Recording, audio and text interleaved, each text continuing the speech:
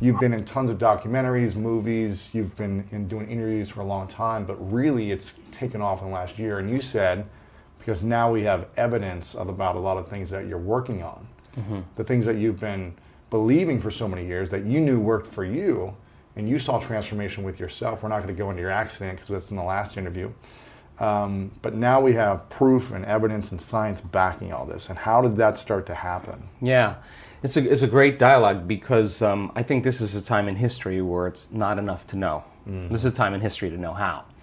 And if you rewind the tape 10 years ago, you know, information was the thing that stimulated thought, stimulated new ideas. And as we learn new things, we make new connections in our brains. So as we begin to add new stitches into that three-dimensional tapestry in our mind, we're beginning to cause our mind to function in new ways. But the key then is to apply it, to personalize it, to do something with it. And 10 years ago, when I got in front of an audience and talked about the application, nobody wanted to step outside that philosophical, theoretical, intellectual realm, right? Because doing something means you're going to have to change something about yourself. Painful. Yeah, you're going to get uncomfortable, right?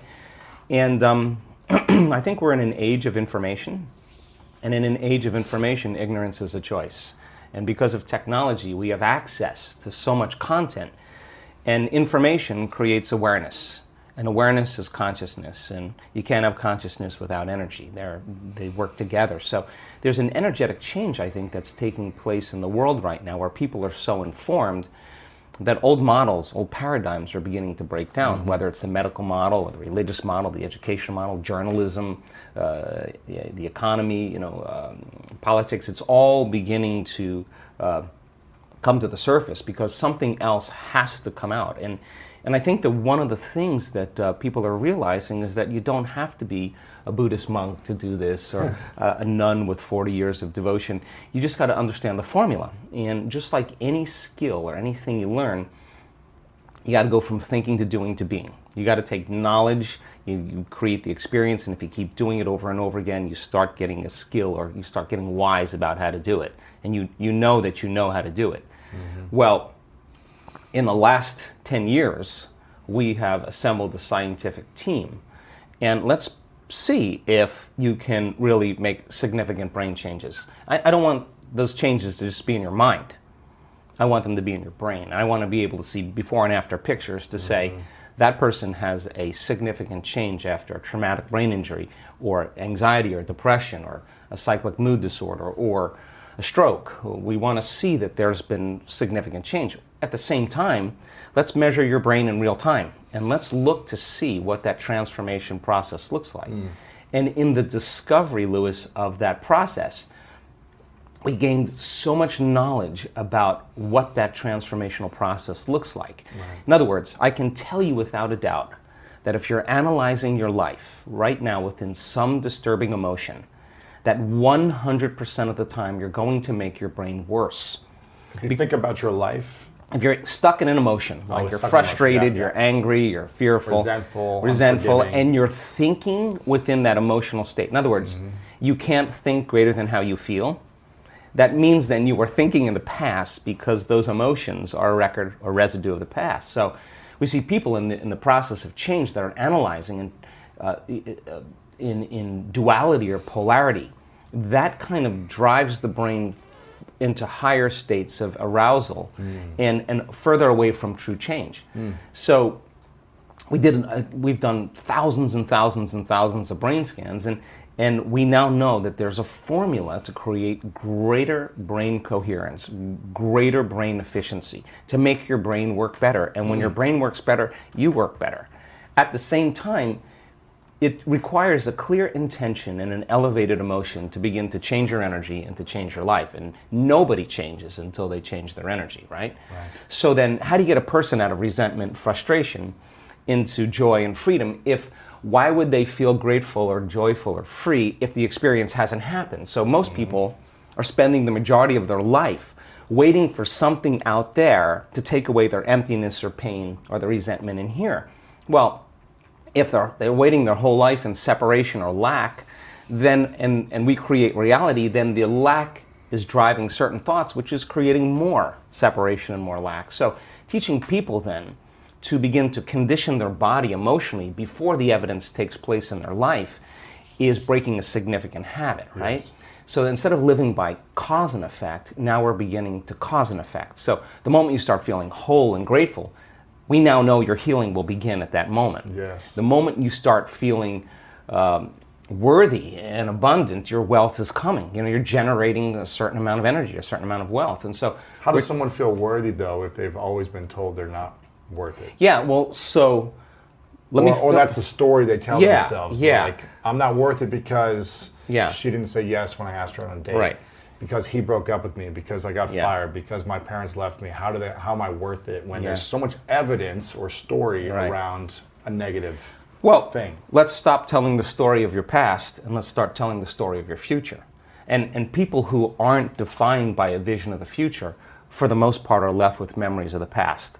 Your brain is a record of the past. It's an artifact of everything you've learned and experienced to this moment. So most people wake up in the morning and they start thinking about their problems. Yeah. And those problems are memories that are tattooed in the brain that are associated to certain people and things at certain times and places. So the moment the person wakes up clean slate, they start thinking about their problems they're thinking in the past. If you believe your thoughts have something to do with your destiny, well, there's a possibility that your past is going to be your future.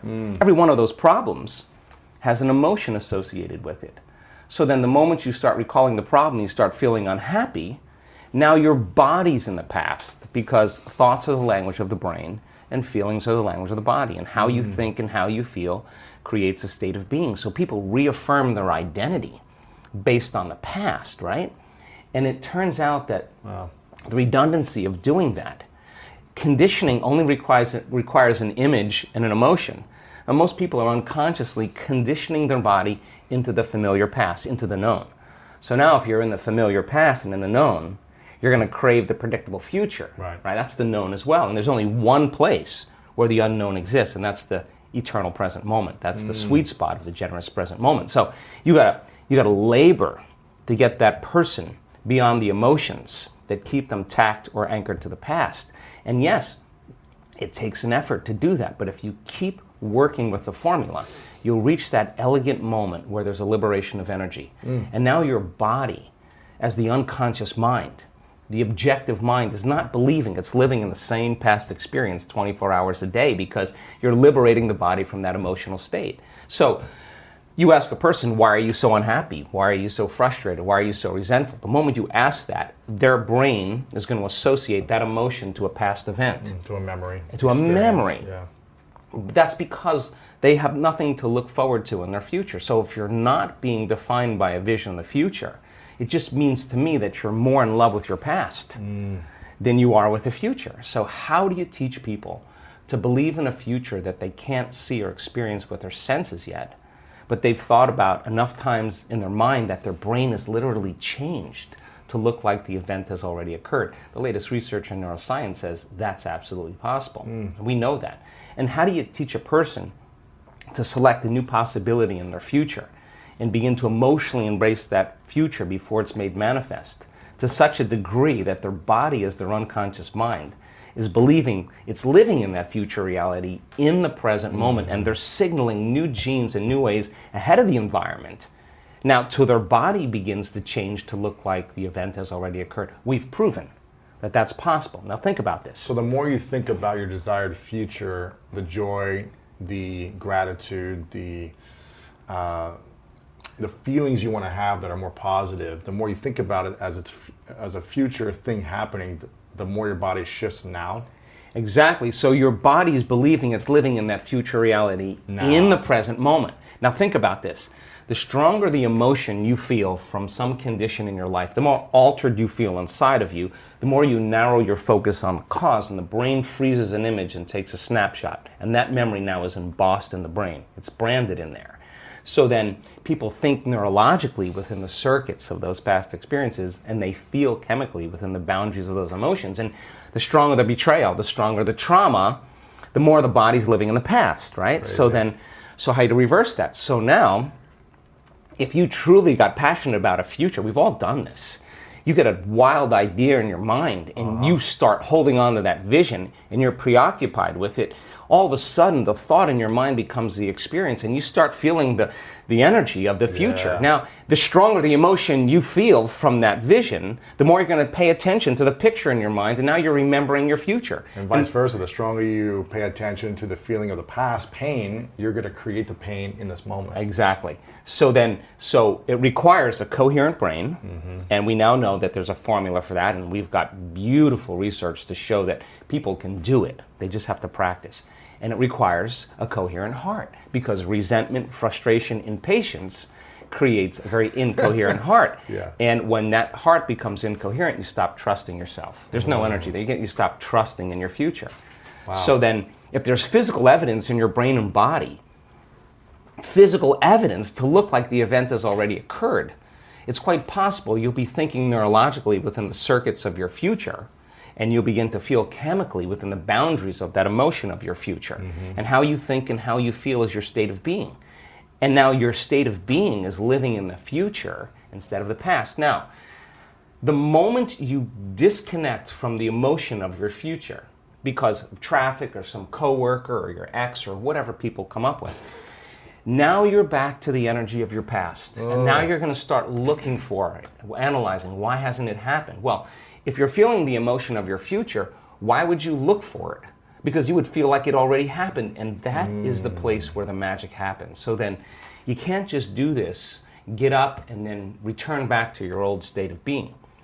You got to maintain that modified state of mind and body. How do you maintain it when life practice. happens? Well, let me finish. If I punch you in the face right now, how do you maintain?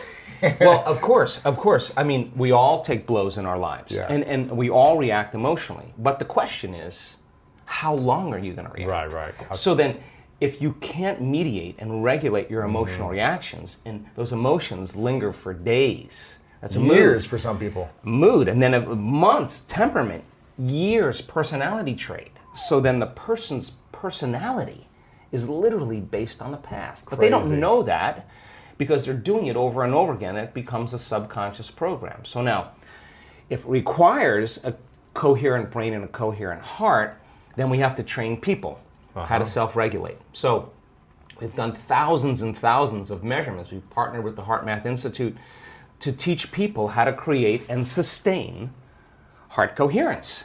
How do we do it? Well, Besides going to your workshop, what's the simplified version? I'm sure it takes more time than... it really doesn't.